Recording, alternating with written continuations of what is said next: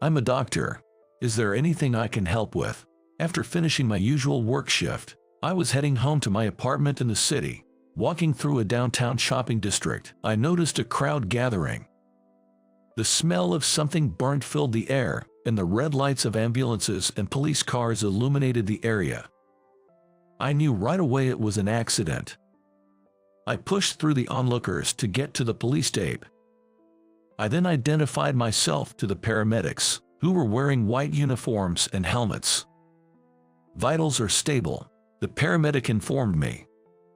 Stable vitals in this context meant that the injured person's pulse, breathing, blood pressure, and body temperature were all normal. "Rescue is working on extraction. Thank you for your help." The young female paramedic energetically said this and gave me a quick salute. The crowd of onlookers kept coming. Some got bored and left, but even more people continued to arrive. I stood there, silently watching the rescue operations. Then, the young female paramedic came rushing over to me and asked for my contact information. I pulled my wallet out of my back pocket and gave her my business card from the medical clinic where I work. She compared the card and my face, looking back and forth between the two. Am I being suspected of something? Admittedly, at that time I was wearing a t-shirt and jeans, a pretty casual look. To anyone who saw me, I probably didn't look like a typical 28-year-old doctor. I wondered if they thought I was some sort of fake doctor, just goofing around. Within 10 minutes, a new ambulance arrived, and a doctor wearing a white coat with disaster medical team written on the back got off the ambulance. The rescued patient was escorted into the ambulance by this doctor. I watched the ambulance speed off, then decided it was time for me to leave the scene. As I walked through the dispersing crowd, I noticed some people smirking as they looked at me. They were laughing and discussing whether or not I was a real doctor, even though I didn't do anything. I felt somewhat embarrassed, having impulsively offered my help as a doctor only to be superfluous in the end. Was I just another onlooker like everyone else who had gathered there? I had been employed at the current medical clinic for just under 2 years. I was a fledgling doctor with little experience. Yet, when I treated patients at the clinic, they called me Doc. Had that gone to my head? Is that why I had overstepped at the accident scene, announcing I was a doctor even though no one had asked? For a while after that, I kept questioning myself, almost to the point of absurdity. But as the days went by and work got busy, I started to forget about the whole thing. It was around that time, during my work hours, when the receptionist at the clinic forwarded an external call to me. "Yes, this is David." To my surprise, the call was from the female paramedic who I'd given my business card to at the accident scene. "Thank you, Dr. Jones, for your advice." "No problem. I hope I wasn't in the way." She went on to say that, as paramedics, they aren't doctors and can only perform limited medical procedures. So even during emergency activities, there's always a sense of unease. That's why, just having a doctor like you at the scene made us more at ease to do our jobs. Her words left me feeling a mixture of happiness and embarrassment, and I was somewhat at a loss. "I apologize for the late thank you. You were really a great help at that time. Thank you." With that, the call ended. Well, it's just polite talk, I guess. While I appreciated her thanks, I took her kind words lightly. Some weeks later, I was on the high-speed train to go to the general hospital where I was going to do my internship. While relaxing and reading a comic book I'd bought at the station's kiosk, an announcement came over the intercom. "Is there a doctor in here?" It was a medical emergency call. I looked up from my comic book. I looked around the train car, taking in the faces of the passengers. No one else stood up. At least in this car, there wasn't another doctor besides me. A sense of urgency ran through me. I gotta get moving. But at the same time, doubts flooded my mind. Could I actually handle this situation? Just then, The conductor hurriedly passed by in the aisle. No time for dilly-dallying. I steeled myself, preparing to stand up. But my legs felt weak and I couldn't rise. That's when it happened. "Thank you so much for your help back then." I remembered the voice of the paramedic who had called me after the accident. I had identified myself as a doctor, but couldn't actually do anything at the scene. Didn't I become a doctor to save lives? I gave myself a mental kick in the pants and finally stood up. I rushed after the conductor, moving through 2 or 3 cars.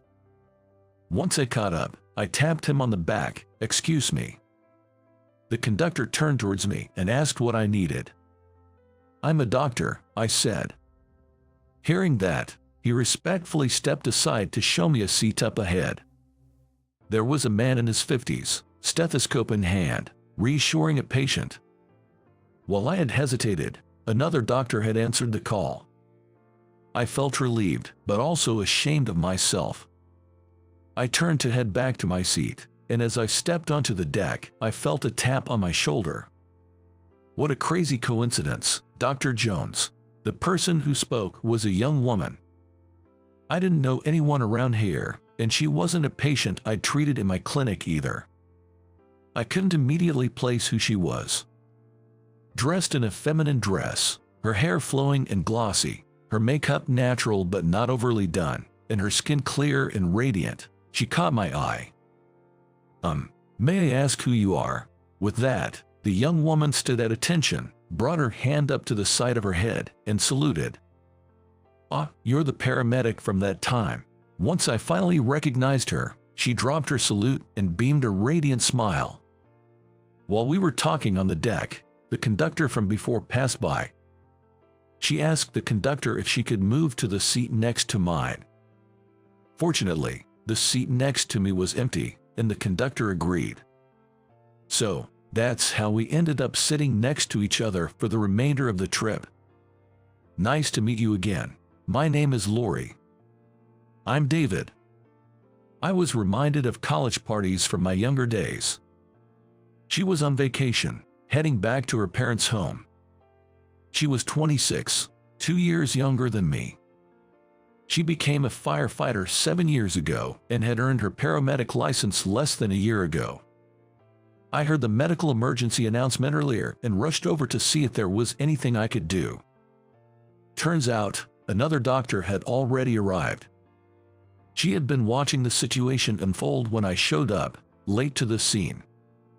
"I recognized your voice as soon as you said, 'I'm a doctor.' Was it because it sounded dumb and awkward?" When I said that in a self-deprecating way, she looked at me with puzzled eyes. Actually, I got really nervous with the emergency call. I confessed that I hesitated to identify myself as a doctor, which is why I didn't stand up immediately. She kept her eyes locked onto mine, without looking away. I felt the intensity of her gaze and lowered my face. Just then, a cart-pushing snack vendor walked by. I raised my hand to stop her and ordered 2 coffees. She held her cup of coffee in both hands and seemed to be searching for the right words to say. "Sugar and milk." The silence was uncomfortable, so I broke it. "But you did step up. You went to the patient and said, 'I'm a doctor.'" "Well, yes, that's true." "Why'd you do it? You could have just ignored it." Her question made me think. I realized I could have ignored it. I did hesitate when I heard the emergency call, wondering if I should identify myself. But if I had decided to ignore it from the beginning, I wouldn't have had any doubts. Ultimately, it's my job as a doctor to save lives. That's why I became a doctor in the first place. When I said that, she nodded deeply without breaking her gaze ahead. Then she slowly turned to me, looking me straight in the eyes. Is something up? I felt flustered by the intensity of her gaze. That's wonderful. I had almost forgotten why I got into this line of work myself. My mind was in a whirl, but being called wonderful made me feel slightly embarrassed. Actually, it was the phone call you gave me that time that made me speak up. Thank you for that call. That call had given me the push I needed to identify myself as a doctor. Really, really, truly. Our faces naturally moved closer, locking eyes. I thought it was just a courtesy call when I received it. That wasn't the case, she said, looking slightly annoyed. But even during that accident, just like today, I wasn't much help. No, that's not true. Just having you there made a huge difference. I felt saved.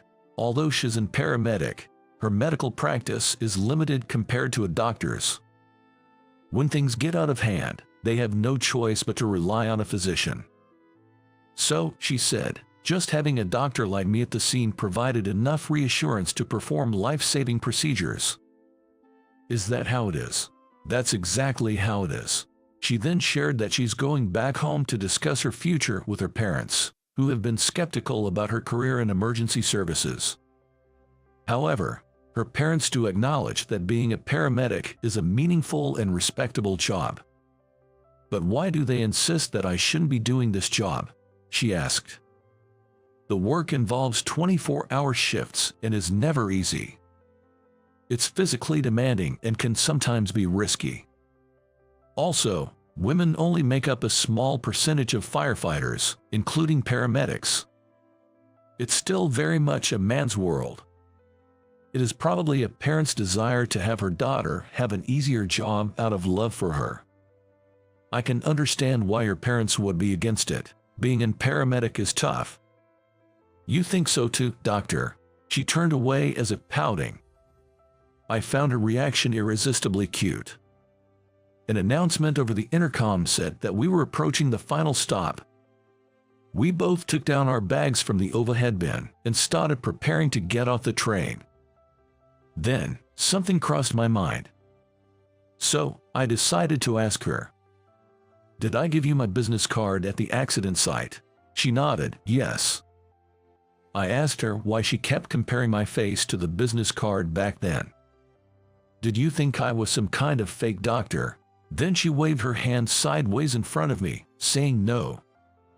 It turned out that she lived very close to my clinic and had walked past it nearly every day.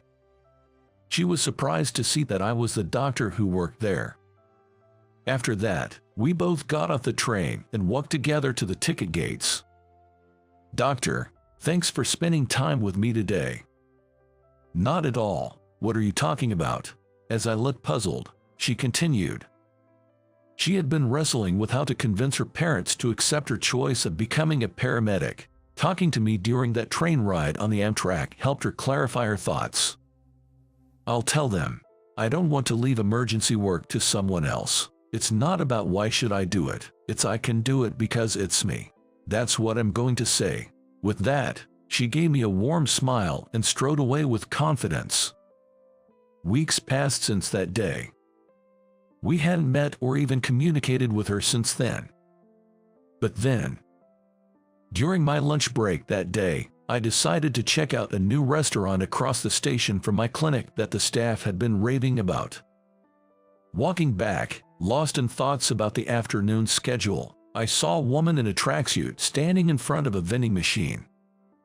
I figured she was probably just indecisive about what to buy and walked on by. But then, Dr. Jones, it was her who had called out. She was radiant, even in her jogging outfit, just as she was when I saw her on the train. "Wow, it's you, Lori. What a surprise." She was off that day and had been out jogging. She said she'd been thirsty and was looking to grab something from the vending machine, but all they had were sugary drinks, so she was undecided. As I headed back to my clinic, she decided to tag along. She gave up on the vending machine and picked up some seltzer water from a convenience store on the way. "Speaking of which, did your parents give their approval?" Taking a sip of her freshly bought seltzer water, she answered. "Yeah, I managed to convince them." I felt proud of her for saying that with such confidence. "What do you think about female paramedics, Doc?" Caught off guard by her sudden question, I hesitated to answer. "Well, it's a meaningful and respectable job, regardless of gender." As I was saying this, she interrupted me. I'm not talking about in general. I mean, what do you think about someone like me, a female paramedic? Well, being female doesn't really change anything. She took my hand, which was visibly confused. And she said, "You know, this is the third time we've randomly run into each other. Maybe it's not so random after all." From then on, we started to meet up whenever we could find a spare moment in our busy schedules. On a rare evening when both of us were off. "How about one more glass of wine?" I asked her at a restaurant across from the station. "Sounds good. One more glass. We're a doctor and a paramedic, but it's not a crime to let loose once in a while, right?" She said that, but before ordering another glass of wine, she started to feel tipsy and seemed like she was about to become unsteady. This isn't good. I raised my hand to signal the waiter to hold off on further orders. Then she snapped back to reality and asked, "What about the wine, Doc?" "Doctor's orders. No more for tonight. You're already sleepy, aren't you?" She gave a slight nod and looked up at me. Her eyes slightly unfocused due to both sleepiness and wine. I found her incredibly endearing. After leaving the restaurant, we took a long walk to sober up. Suddenly, we heard a loud crashing sound coming from down the road. What was that? An accident? What do you think that noise was? Both of us switched into emergency mode in an instant. Most of the alcohol had already worn off, and anyway, we could clearly state that we had been drinking if necessary. When you can't be of use, then you can't be of use. But now was not that time. We had to get there as fast as possible. We looked at each other, nodded, tightly held hands, and dashed toward the source of the noise. I'm a doctor. I'm a paramedic. So, how did you find today's story? Hitting the like and subscribe buttons really encourages us to keep creating. We're also looking forward to hearing your comments. See you in the next video.